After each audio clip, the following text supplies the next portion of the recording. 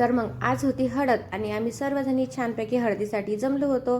तर मग मी छानपैकी आवरलं मस्त आणि घरचे कामं वगैरे आटोपून गेली मैत्रिणीकडे. छान अशी हळद वगैरे खेळलो, मस्त फोटो वगैरे काढले.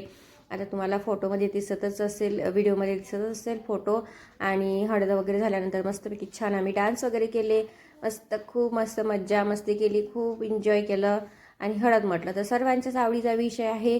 तर हळदीला तर कोणी एन्जॉय केल्याशिवाय राहतच नाही. तर हे बघा दीपमल्ला मॅडम छान अशा मस्त डान्स करून राहिलेल्या आहे. सर्व लेडीज पण इथे मस्त मज्जा करून राहिल्या. आमची आदू आणि गीतांजली बघा किती छान दिसत आहे दोघी. आणि सर्वजण मस्त इथे मजा करत असताना म्हटलं चला आता आपण छान व्हिडिओ घ्या. आणि आमच्या ह्या आहेत पूनम मॅडम पण खूप सुंदर दिसत होत्या. आज येलो कलरची साडी आणि त्या पण येलो दिसायला लागलेल्या होत्या आणि खूप मस्त सर्वांनी धम्माल केली. त्यानंतर झाला इथे नानोरा वगैरे. मग आम्ही थोडा वेळ नानोऱ्याचं त्यांचा कार्यक्रम वगैरे बघितला आणि छान मस्त.